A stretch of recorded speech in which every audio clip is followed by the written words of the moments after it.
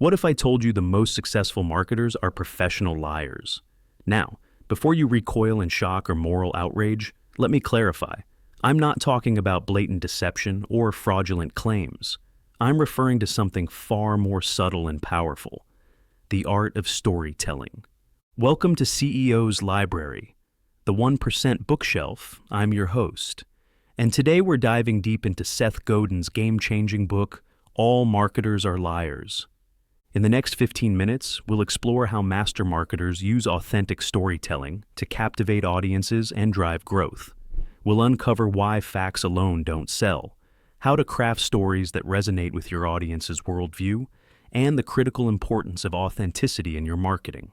By the end of this episode, you'll have practical techniques to frame your message for maximum impact and real-world examples of brands succeeding through powerful storytelling. So, whether you're a seasoned CMO or an aspiring entrepreneur, buckle up. You're about to discover how to harness the persuasive power of great storytelling and take your marketing to the next level. Let's start with a question that gets to the heart of Godin's thesis. Why do people buy $200 wine glasses? Is it because these glasses are objectively superior in their ability to hold liquid? Of course not. It's because of the story these glasses tell. A story of sophistication, luxury, and discerning taste. The customers who buy these glasses aren't just purchasing a product. They're buying into a narrative about themselves and their lifestyle. This example illustrates a fundamental truth that Godin hammers home throughout his book. People make decisions based on the stories they tell themselves, not on facts or features. As marketers, our job isn't just to communicate information about our products or services. It's to tap into the narratives that our customers are already telling themselves, and to show how our offerings fit into those stories. Think about it. When someone buys a Rolex, are they really just buying a device to tell time? Of course not. They're buying a story about success, achievement, and luxury. When someone chooses an organic, locally sourced tomato over a conventionally grown one, are they making that choice purely based on taste or nutritional content?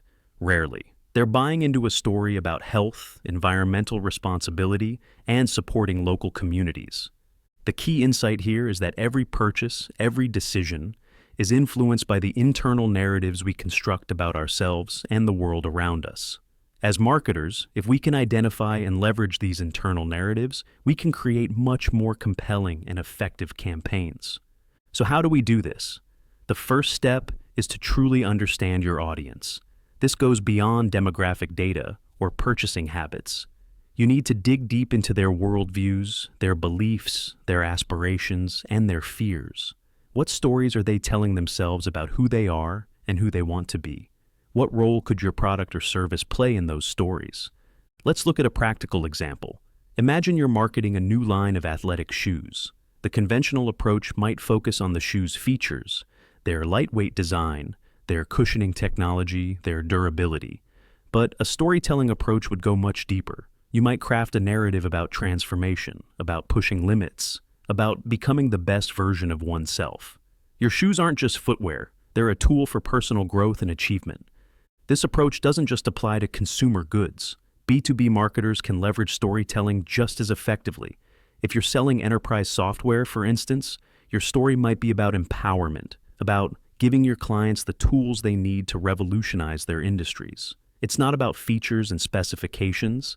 It's about painting a picture of a better future that your product can help create. The power of this approach is that it moves beyond mere persuasion. When you tap into your customers' internal narratives, you're not just convincing them to buy, you're reinforcing their own self-image. You're giving them a reason to choose your product that aligns with who they believe themselves to be. But here's the catch. And this brings us to our next key point. You have about 8 seconds to capture your audience's attention and start telling your story. In today's world of information overload and shrinking attention spans, the ability to quickly frame your story for maximum impact is crucial. This is where Godin's concept of framing comes in. Framing is about presenting your story in a way that immediately resonates with your audience's existing worldview. It's about using language, imagery, and concepts that your audience is already primed to accept and engage with. Think about how different political parties frame the same issues in completely different ways. A tax increase might be framed as investing in our future by one party, and as government overreach by another. Both are talking about the same policy, but they're framing it to appeal to the existing worldviews of their respective bases. In marketing, effective framing can be the difference between a message that's ignored and one that captures attention and drives action. Let's go back to our athletic shoe example. If you're targeting serious runners, you might frame your shoes as the choice of champions, tapping into their worldview that values performance and achievement. If you're targeting casual exercisers more focused on health and wellness, you might frame the same shoes as your partner in living a healthier life. The key is to align your message with the beliefs and values your audience already holds. This doesn't mean you can't introduce new ideas or challenge existing perceptions, but you need to start from a place of common ground, using concepts and language that your audience is already comfortable with. Here are a few techniques for aligning your message with customer beliefs. 1. Use the language of your audience. Pay attention to the words and phrases your target customers use when they talk about their needs, desires, and pain points. Incorporate this language into your marketing messages. 2. Tap into existing narratives. What stories are already circulating in your industry or among your target audience? Can you position your product or service as part of these larger narratives? 3. Address pain points head-on. What frustrations or challenges does your audience face? Frame your offering as a solution to these specific problems. 4. Appeal to aspirations. What does your audience want to become? How can your product or service help them achieve their goals or live up to their ideal self-image? 5. Use analogies and metaphors. These can help you quickly connect your offering to concepts your audience already understands and values. Remember, the goal isn't to create a story out of thin air. It's to find the intersection between your audience's existing worldview and the unique value your product or service provides. When you can do this effectively, you create a message that not only captures attention, but also feels deeply relevant and compelling to your target customers. Now, as powerful as storytelling and framing can be, there's a critical element we need to discuss: authenticity. Without it, even the most beautifully crafted story will ultimately fall flat. Let me share a cautionary tale that illustrates this point perfectly. In the early 2000s, a major fast food chain decided to position itself as a healthy eating option. They introduced salads, promoted their grilled chicken options, and launched a massive marketing campaign centered around weight loss and healthy living. For a while, it seemed to work. Sales increased, and the company's image began to shift. But there was a problem. The core of their business, their menu, their operations, their fundamental approach to food hadn't really changed. The healthy options were often as calorie-laden as their traditional fare, just in a different form. The disconnect between the story they were telling and the reality of their offering became increasingly apparent. As consumers caught on to this discrepancy, the backlash was severe. Not only did the health-focused campaign fail, but the brand's overall credibility took a massive hit. They had told a story that they couldn't live up to, and it cost them dearly. This example underscores a crucial point that Godin emphasizes throughout his book. Long-term success requires living your story, not just telling it. Authenticity isn't just a buzzword, it's the foundation of effective marketing in today's world. Why is authenticity so crucial? In an age of information abundance and constant connectivity, consumers are more savvy and skeptical than ever. They can easily fact-check claims, read reviews, and share their experiences with vast networks. A disconnect between your marketing message and the reality of your offering won't just be noticed. It will be exposed and amplified. Moreover, authenticity builds trust, and trust is the currency of modern business. When consumers believe that your story is genuine, that you're truly committed to the values and promises you espouse, they're more likely to become not just customers, but advocates for your brand. So how do you build authenticity into every aspect of your marketing? Here are some key principles. 1. Start from within. Your marketing story should be a natural extension of your company's values, culture, and practices. If there's a disconnect, address it internally before you try to tell your story externally. 2. Be transparent. Don't try to hide your flaws or pretend to be something you're not. Consumers appreciate honesty and can often connect more with brands that acknowledge their imperfections.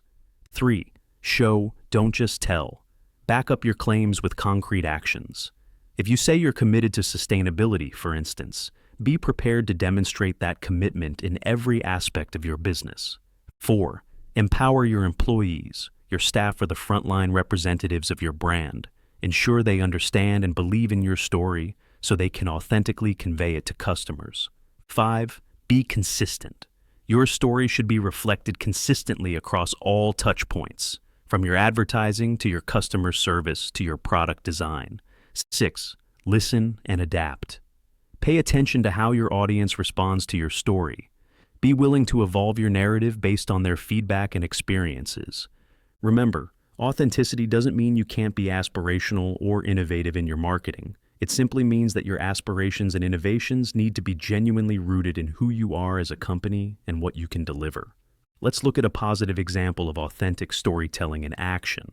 Patagonia, the outdoor clothing company, has built its brand around a story of environmental responsibility and outdoor adventure. But this isn't just a marketing ploy. It's deeply ingrained in every aspect of their business. They use recycled materials in their products, offer repair services to extend the life of their items, and even ran an ad campaign encouraging customers to buy less. They're actively involved in environmental causes and transparent about their supply chain and manufacturing processes. This authentic commitment to their story has earned Patagonia a fiercely loyal customer base. People don't just buy Patagonia products. They buy into Patagonia's mission and values. The company's marketing is effective not because it's cleverly crafted, but because it's a genuine reflection of who they are and what they stand for. As we wrap up, let's recap the main takeaways from our exploration of all marketers are liars. 1. People make decisions based on the stories they tell themselves, not on facts or features. Our job as marketers is to tap into and enhance these internal narratives. 2. Framing is crucial. We need to present our stories in a way that aligns with our audience's existing worldview and captures their attention quickly. 3. Authenticity is non-negotiable. Our marketing stories must be genuine reflections of our values, culture, and capabilities. 4. Effective storytelling goes beyond traditional marketing channels. It should infuse every aspect of our business, from product design to customer service.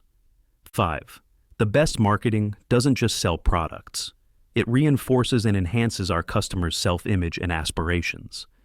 The power of authentic storytelling in marketing cannot be overstated. When done right, it doesn't just drive sales, it builds lasting relationships, creates brand advocates, and can even drive positive change in the world. So, here's your call to action. Identify one way you can make your marketing story more authentic. It might be aligning your messaging more closely with your company's values, finding new ways to demonstrate your commitments, or digging deeper to understand the stories your customers are telling themselves.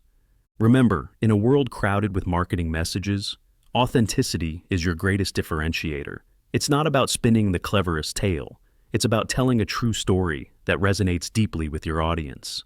Thank you for joining me on this deep dive into All Marketers Are Liars by Seth Godin. I hope you've gained valuable insights that you can apply to your own marketing efforts.